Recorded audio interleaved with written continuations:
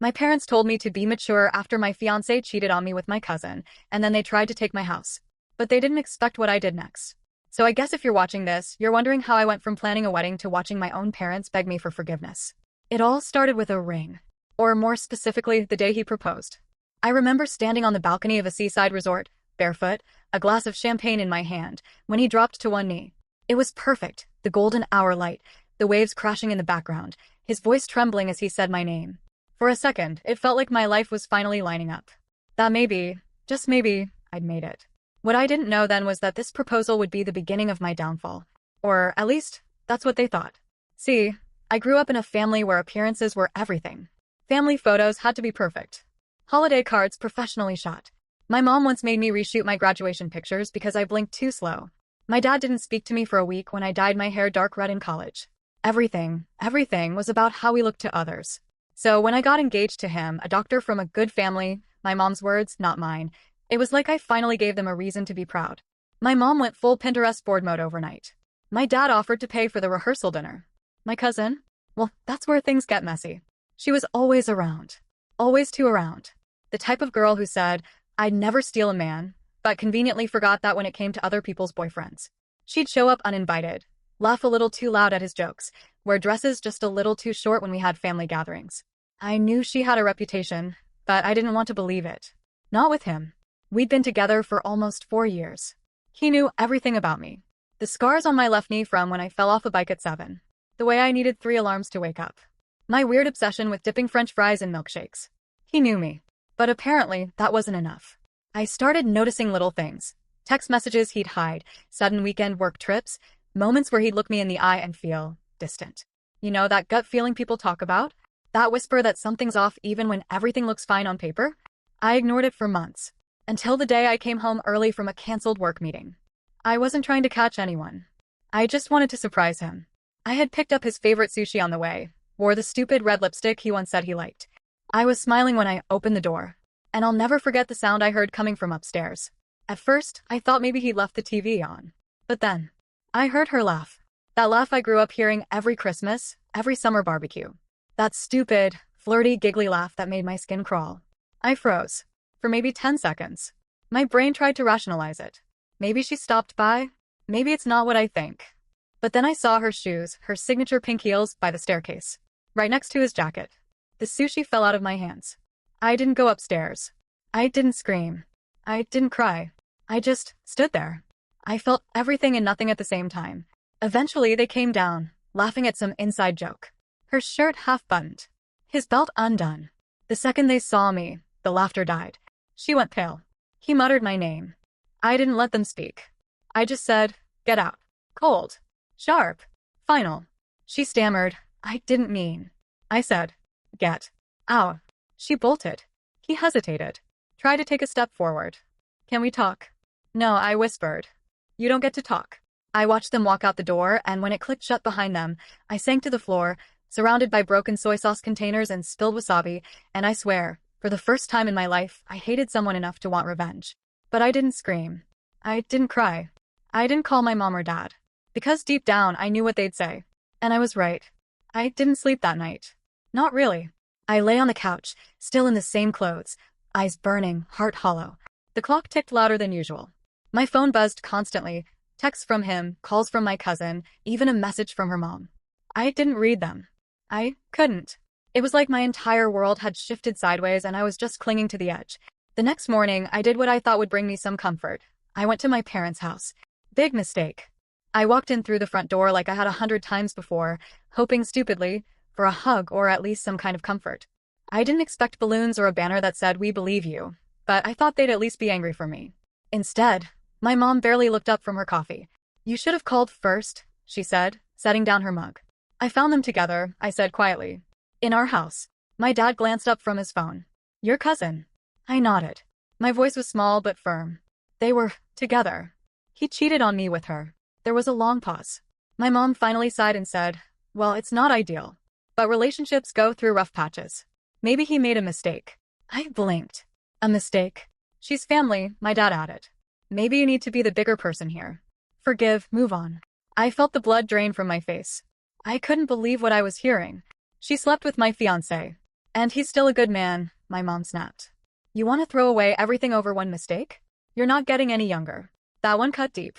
Deeper than I want to admit. I stood there, feeling like a stranger in my own family. You're siding with them? We're not taking sides, my dad said. We're trying to keep the peace. That's what mature people do. I left without saying another word. I drove home in silence, tears stinging my eyes but refusing to fall. If they wouldn't defend me, I'd do it myself. That was the day I stopped being a daughter. And the day I started being something else entirely, someone who wouldn't be pushed aside anymore. A week went by. Then two. My ex tried to contact me every single day.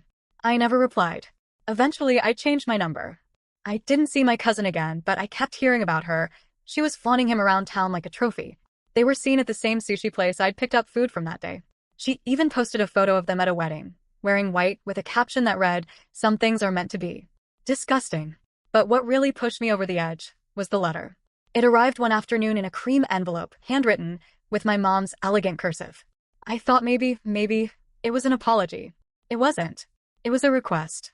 Or more like a demand. They wanted me to transfer the deed to my house, a house I had bought, fully in my name with my own money, to them. Temporarily, they claimed. To help your cousin get back on her feet. Apparently, they were helping her and my ex settle into a new life. Together. In my house. That was it. The final straw. They wanted me to hand over my home. To the people who ruined my life. And the worst part? They thought I would say yes. Because I'd always said yes. I'd always been the good daughter. The quiet one. The one who cleaned up messes and made excuses for everyone else. Not this time. I didn't respond to the letter. I didn't call or text. I didn't even breathe a word of it to my friends. Because I already knew what I was going to do. First, I made an appointment with a lawyer. A good one. I didn't tell them why, not yet. I just explained that I wanted to make some changes to my will and that I had some property I needed to protect. The lawyer, a sharp woman with eyes like ice, listened to everything with a quiet nod, then said, "You're doing the right thing." The second thing I did was change the locks on my house, even though no one else had a key. I didn't want to take any chances. I also installed cameras front, back, inside. I wanted to make sure that if anyone tried anything, I'd know. Then I went quiet. I didn't post anything online. I didn't respond to any messages. I let them think I was breaking down, disappearing, spiraling. I wanted them to underestimate me. I needed them too. And it worked. Because a few weeks later, my cousin posted a TikTok. She was standing in my kitchen. I recognized the backsplash tile, the marble counters, the bar stools I picked out. She spun around like it was a model home and said in that sugary voice of hers, "Starting over in our place. Manifestation is real, ladies."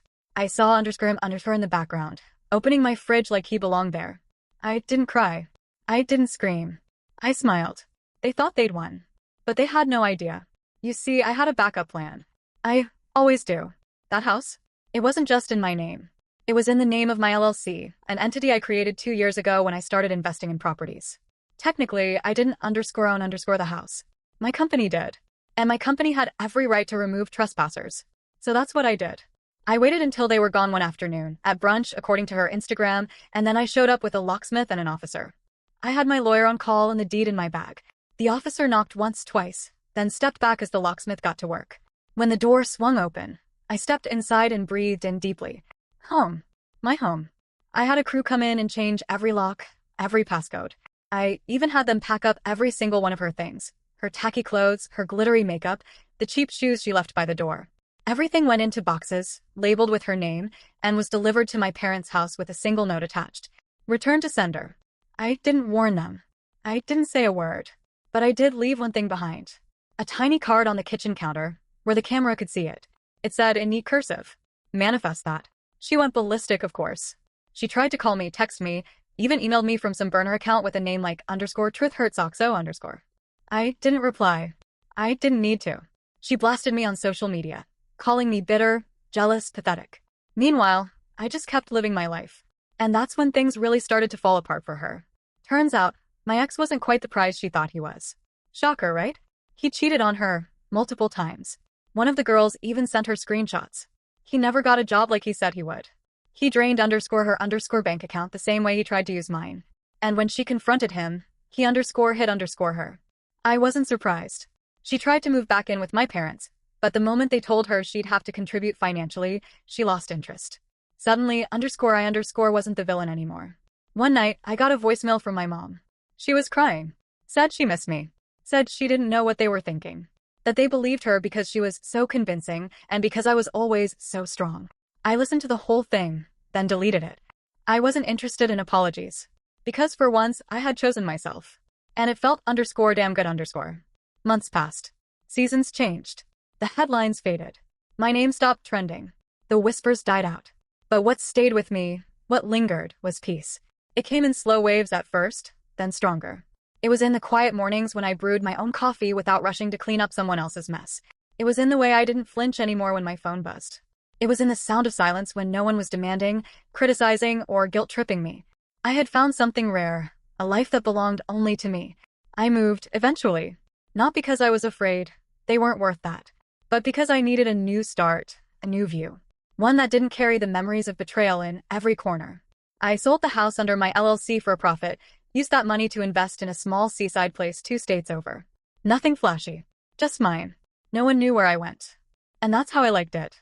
Every now and then, I'd get updates from mutuals or distant relatives. My sister ended up crashing with some guy she barely knew, got evicted a few months later. Last I heard, she was working retail again and still blaming everyone else for her life falling apart. My ex? Well, he got arrested. Domestic assault, drug possession. He posted bail with money borrowed from another girl, one who also later came forward with screenshots and bruises. He's a cautionary tale now. A TikTok what not to date poster boy. And my parents? They tried for a while. Cards on my birthday.